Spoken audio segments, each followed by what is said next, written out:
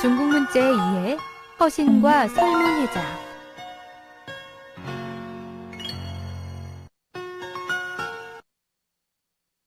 학습에 들어가기에 앞서 오늘 배울 한자를 미리 알아보겠습니다. 그림에 마우스를 올려서 확인해 보세요.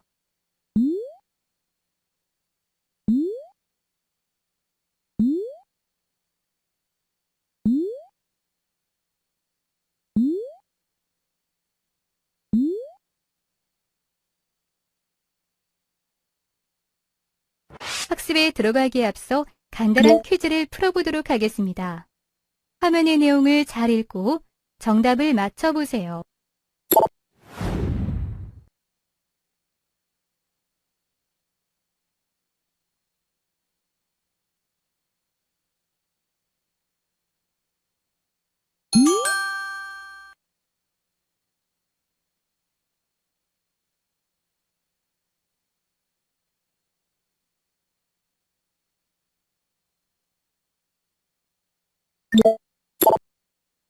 이번 시간 학습 내용과 학습 목표입니다. 이번 학습을 통해 허신과 설문해자에 대해 설명할 수 있으며 도구류에 관련된 부수글자에 대해 설명할 수 있습니다. 그럼 학습 내용과 학습 목표를 잘 숙지하고 학습을 시작해 보세요.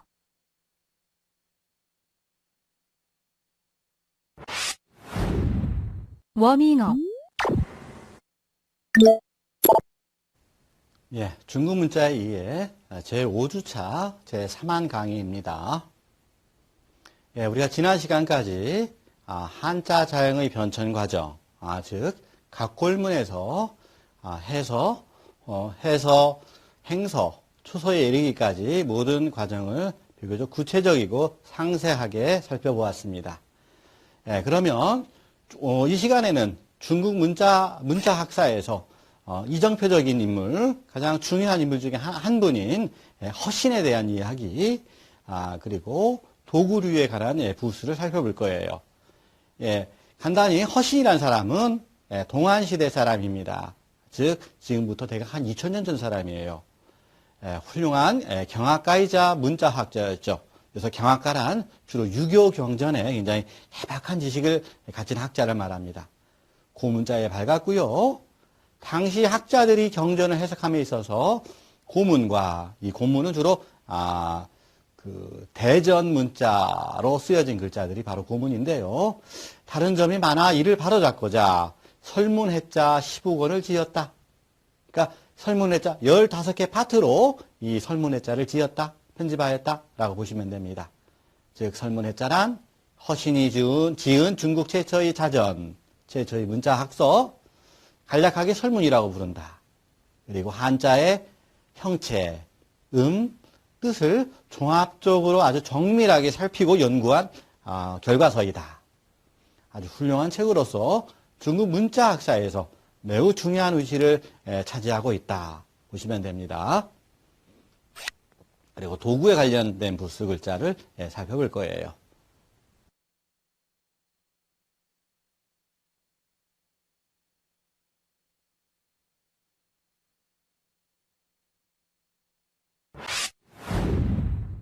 허신과 설문해자.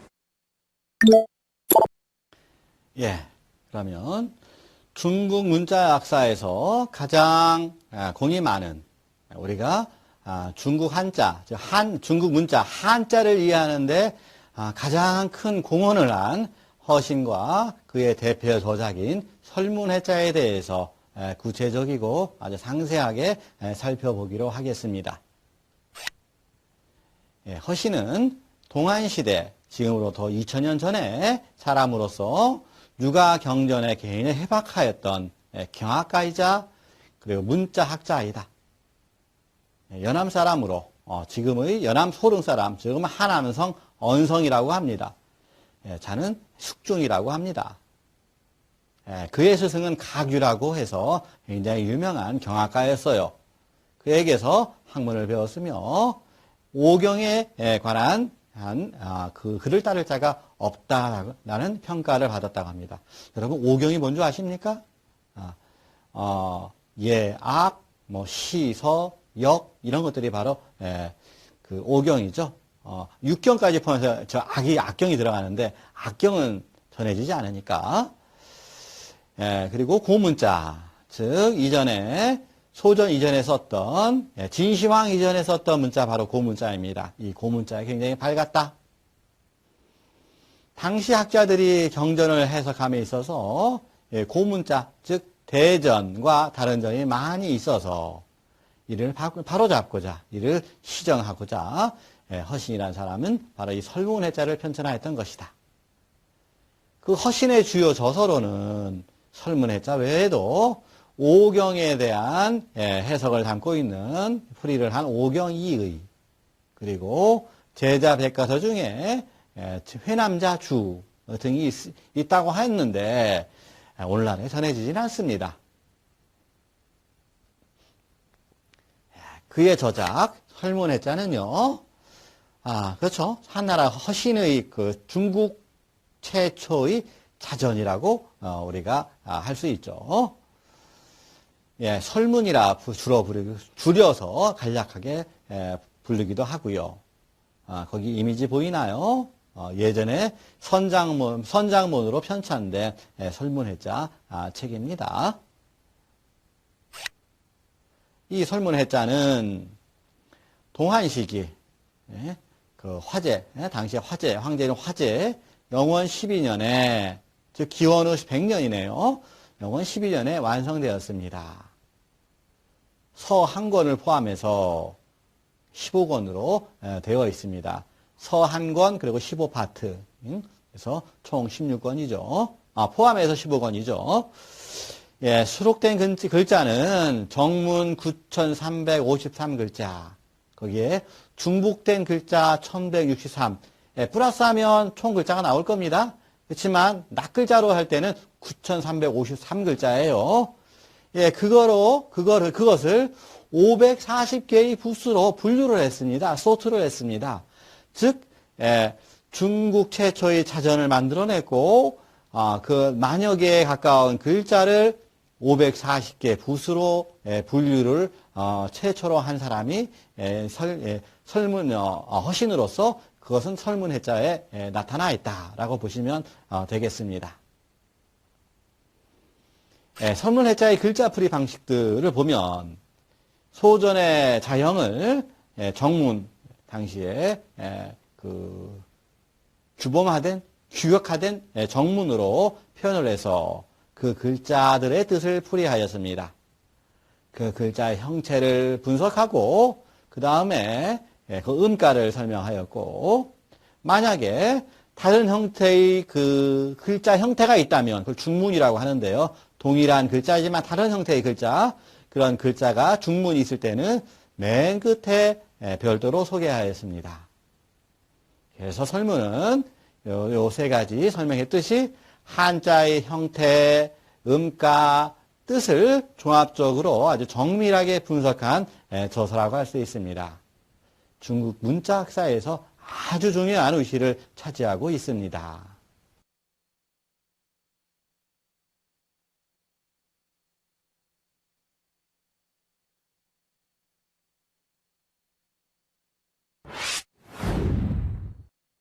도구류 관련 부수 글자 이해.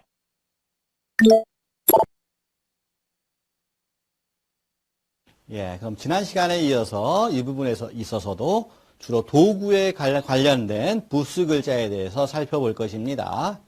여러분, 도구란 것이 무엇일까요? 우리 한번 도구에 대한 정의를 한번 내려볼까요? 도구는 우리가 살아가는데 우리의 삶을 좀 더 편리하게 만들 수 있는 어떤 기구를 도구라고 하겠죠. 예를 든다면 우리가 밥을 할 때 사용할 수 있는 뭐 솥단지라든지 고기를 썰 때 사용할 수 있는 칼이라든지, 여러분들이 요즘 많이 사용하고 있는 뭐 스마트폰이라든지 컴퓨터라든지 뭐 펜이라든지 이런 게 다 도구입니다. 심지어는 우리가 여러분 뭐 통학할 때 타고 다니는 버스, 승용차, 혹은 자전거, 혹은 배, 비행기 이런 것도 다 도구류에 속하죠. 예, 그러면 하나하나 앞에 나오는 것부터 한 글자 한 글자 살펴보기로 하겠습니다. 예, 첫 번째 글자는 우리가 주로 모방이라고 흔히 부르는데요. 이 글자는 양손에 양쪽에 손잡이가 달린 쟁기 혹은 보습에서 이 글자가 유래되었다고 합니다. 그래서 어때요? 두 손을 잡고 쟁기질을 할 때 나아가는 방향이 있겠죠. 그래서 나아가는 어떤 방향을 나타낸다. 어떤 학자들은 이게 두 개의 조각배가 두 배가 나란히 두 척의 조각배를 나란히 묶어놓은 형태에서 왔다고 보는 사람도 있습니다. 그런 조각배의 형태, 그래서 사각형 이런 의미로 보기도 하고요. 여하튼 쟁기질을 할 때 그 쟁기 모양에서 방향이 왔다라고 보기도 하고요.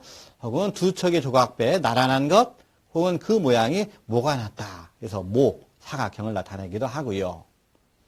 뜻은 모, 음은 방, 그리고 중국어 발음 병음으로서는 팡이라고 합니다.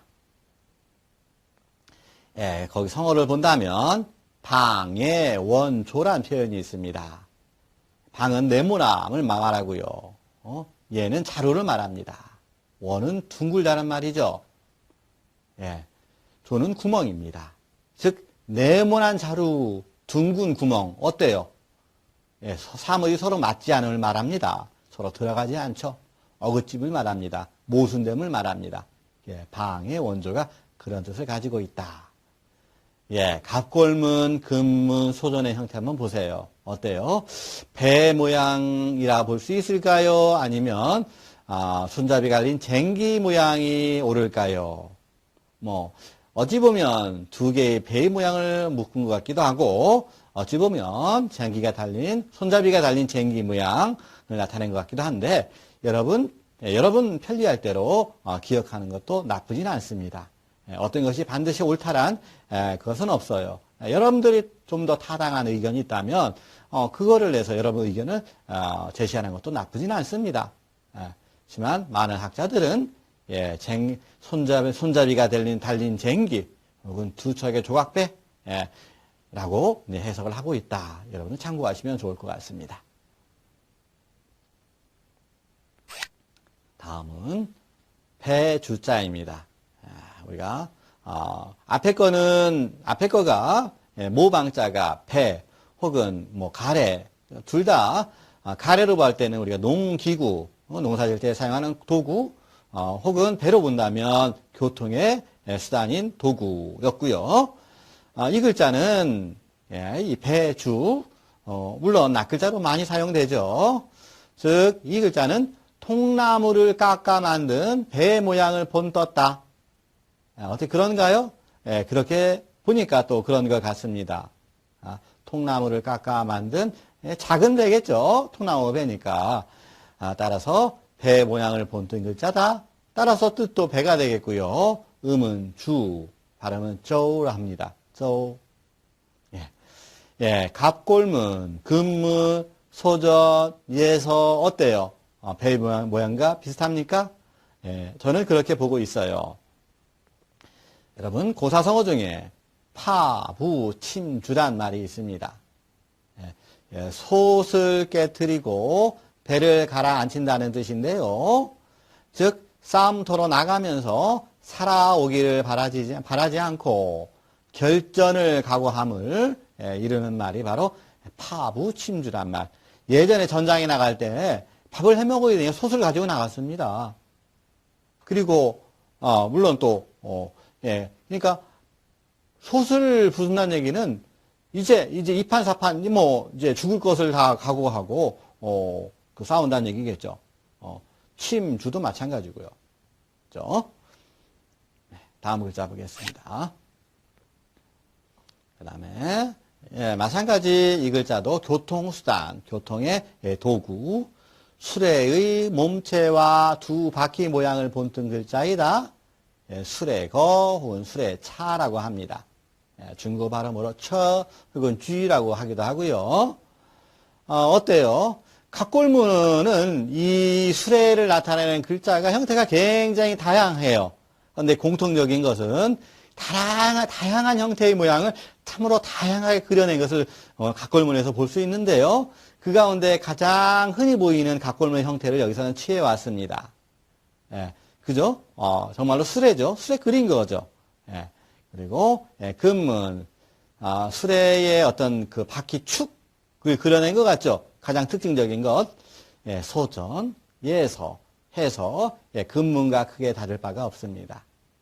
그래서 다시 한번 설명을 드리자면 수레의 몸체와 두 바퀴 모양을 본뜬 글자가 이 수레의 거 혹은 수레의 차이다. 예. 그래서 음은 수레, 후는 뜻은 수레, 음은 거, 차, 발음은 처라고 쥐라고 하기도 하고요. 성어 중에 오거지서라는 말이 있습니다. 즉 오거, 다섯 수레, 즉 다섯 수레에 가득 실을 만큼 많은 장소, 즉 책이 아주 많음을 뜻합니다. 예, 이 글자도 모양을 그은 본뜬 글자, 상형 글자이죠. 다음 글자는 안석괴입니다. 안석은 일종의 몸을 기대어서 앉을 수 있는 어떤 편안한 자리, 이걸 안석이라고 하는데요. 혹은 책상으로도 쓰이고요. 책상이라고 쓰이기도 하고요.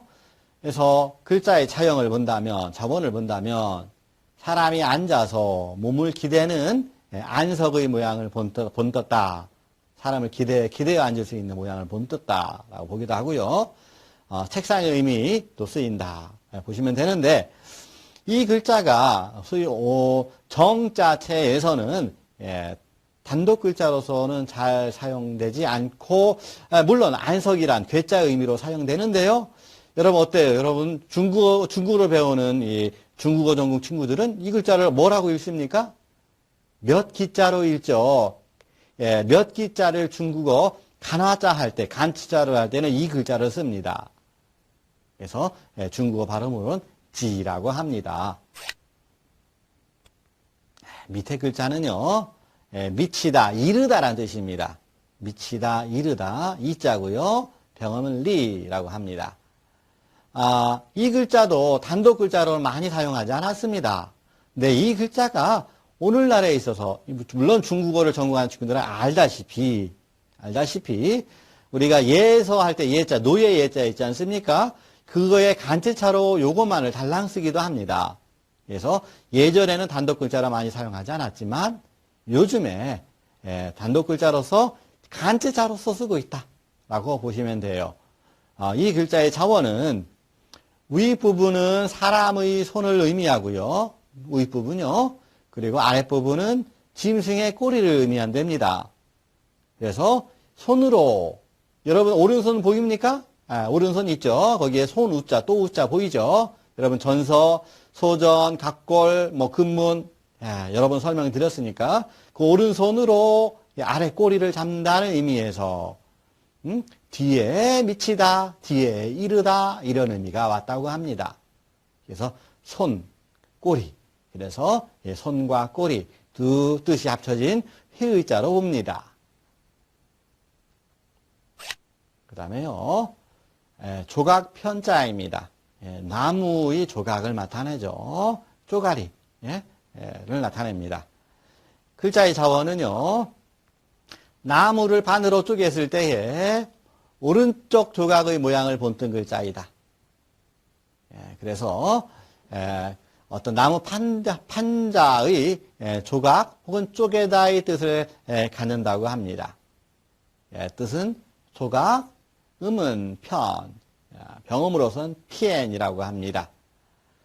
소전, 예서, 해서 크게 다를 바 없습니다. 물론 갑골과 금문에서는 나타나지 아직 않고 있고요. 모르죠. 훗날에 또 발견될 수도 있습니다. 여지는 있습니다. 거기 단어 중에 편린이란 단어가 있습니다.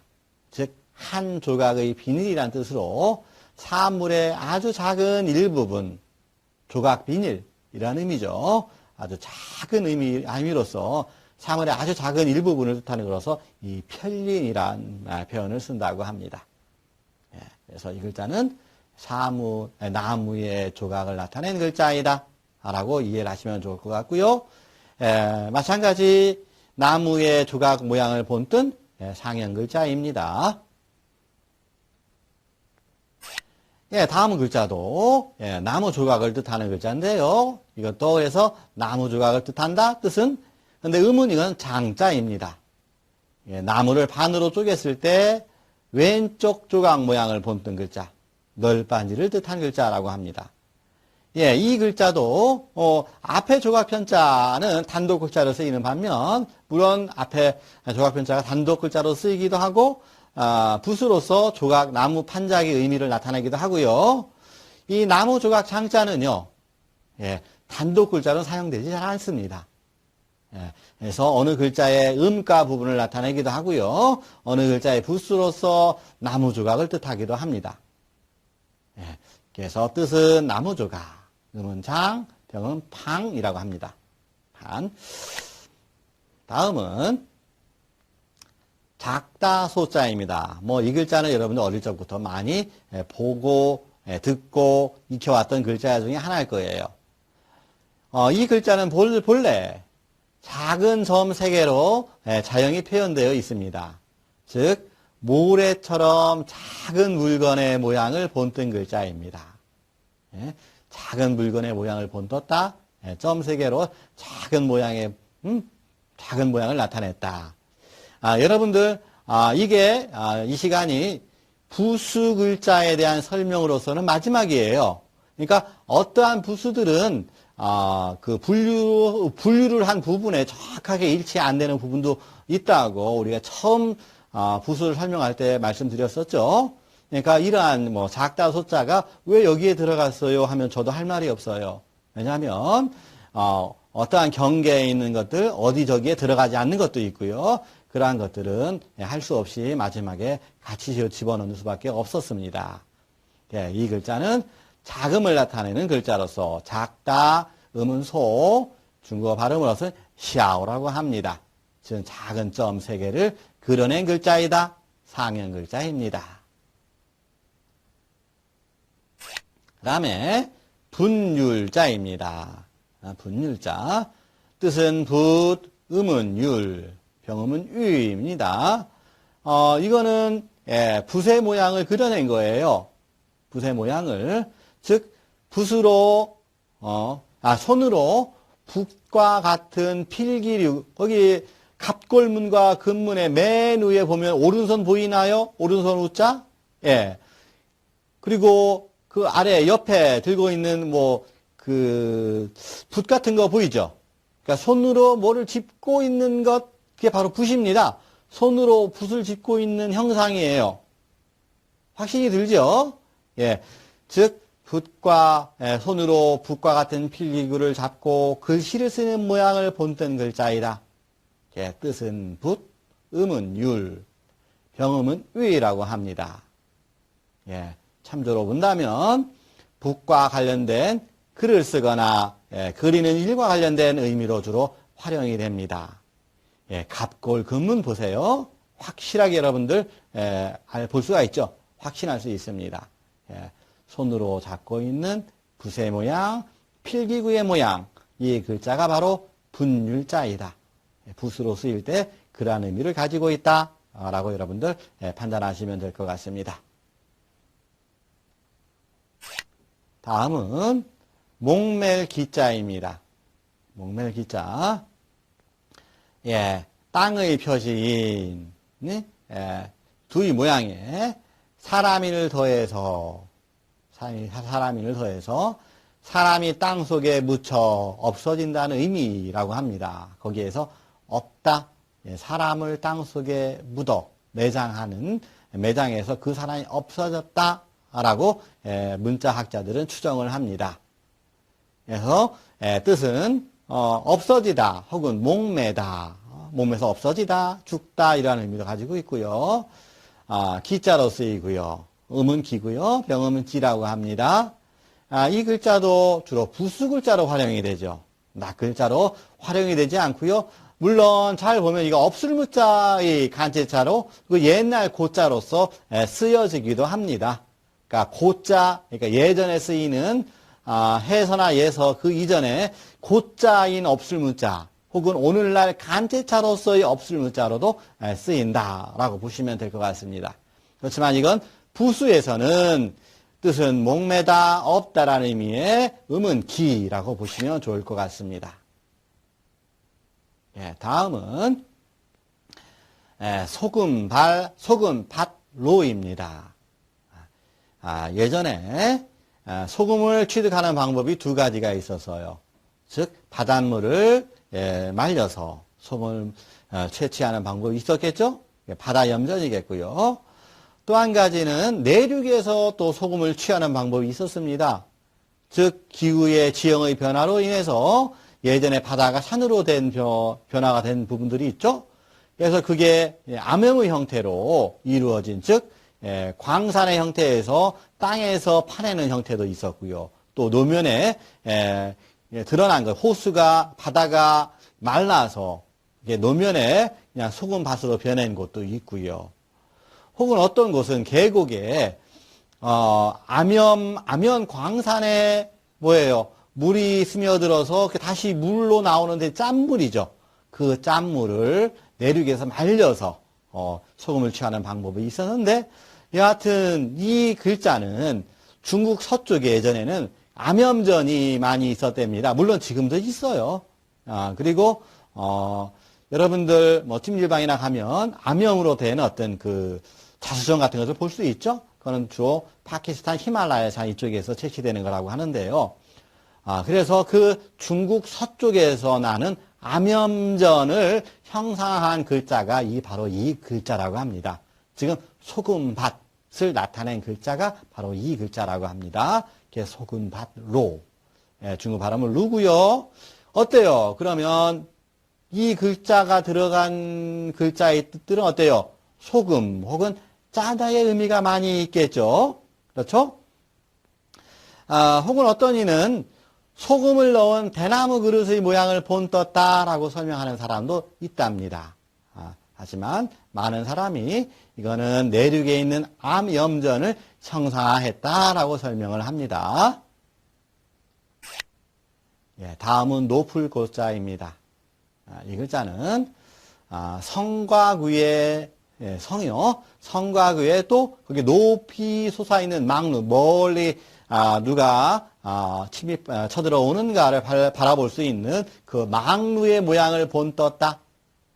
그래서 그 높이 성과 구에 높이 솟아있는 망루에서 의미가 높다라는 의미가 나왔다고 합니다. 뜻은 높다, 음은 고, 병음은 까오라고 하죠. 어때요? 높은 성곽 위에 높이 솟아있는 망루의 모습을 가지고 있나요? 저는 그렇게 보입니다. 각골문, 금문, 소전. 마찬가지 그것에 착안을 한다면 예서와 해서의 형태도 비슷한 모양의 망루의 모양인 것 같습니다. 여러분, 성어 중에 등고잡이란 말이 있어요.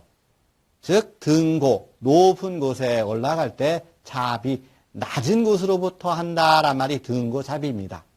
즉 모든 어떤 일이든지 단계가 있다는 얘기죠. 즉 일을 하는 데는 반드시 차례를 밟아 올라가야 한다는 뜻입니다. 즉 우리말로 천리길도 한 걸음부터란 말이 바로 이 등고잡이란 말과 같은 말이라고 생각하시면 좋을 것 같습니다. 다음은 싸울 투자입니다. 이 글자는 사실은 도구와는 크게 상관이 없죠. 주로 싸움, 즉 두 사람이 서로 주먹을 불끈 쥐고 싸우고 있는 모양을 본뜬 글자이다. 두 사람이 주먹 다짐을 하는 글자이다. 어때요? 그런 것 같나요? 각골문 소전 보세요. 유사한 형태를 쥐고 있습니다. 두 사람이 권투를 하는 모양 같기도 하고 싸우는 모양 같기도 하고요. 그래서 뜻은 싸우다, 음은 두, 병음은 또라고 합니다. 싸우거나 다투는 것과 관련된 의미로 이 부수가, 이 글자가 많이 활용이 됩니다. 그 다음에 북고자인데요. 이거는 악기를 세워서 나무채로 치는 북을 의미합니다. 물론 이거는 회의 글자예요. 뜻과 뜻, 즉 나무채와 어떤 도구, 악기가 합쳐진 글자로서 회의 글자고요. 회의 글자고요. 뜻은 그러한 북, 음은 고, 그래서 중국 발음은 구라고 합니다. 예, 어때요? 그렇게 보입니까? 커다란 악기, 걸려져 있는 악기, 그리고 그 악기를 칠 수 있는 그 도구, 보이죠? 예, 밑에 오른쪽 아래 오른손도 보이고요. 손으로 짚고 있는 거. 그래서 북고자. 이 글자는 필약입니다. 예, 갑골문, 금문, 소전, 예서, 해서, 어때요? 피리의 모양을 가지고 있죠. 여러 개의 대나무 관을 엮어서 만든 관악기 피리 모양을 본뜬 글자가 바로 이 글자입니다. 그래서 피리약 위에 단독 글자 사용되지 다 되고 있고요. 물론 붓으로서 많이 활용되지 않습니다.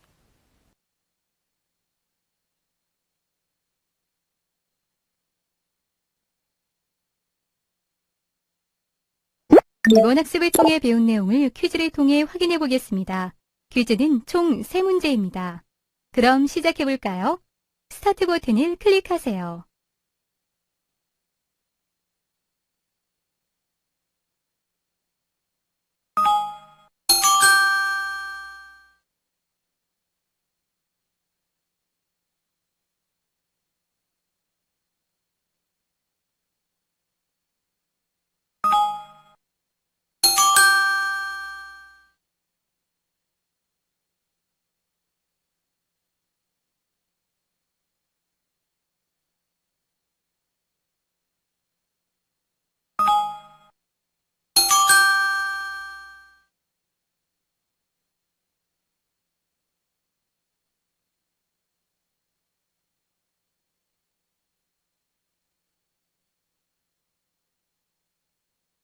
오늘 학습한 주요 내용입니다. 학습 정리를 통해 오늘 학습한 내용을 다시 한번 숙지하시고 부족한 부분은 꼭 확인해 보세요.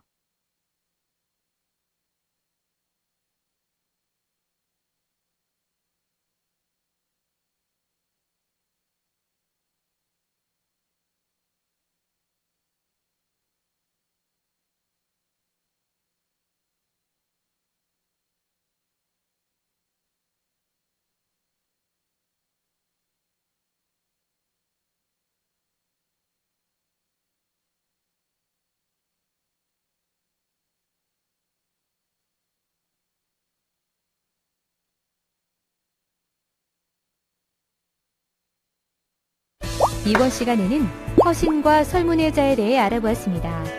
수고하셨습니다.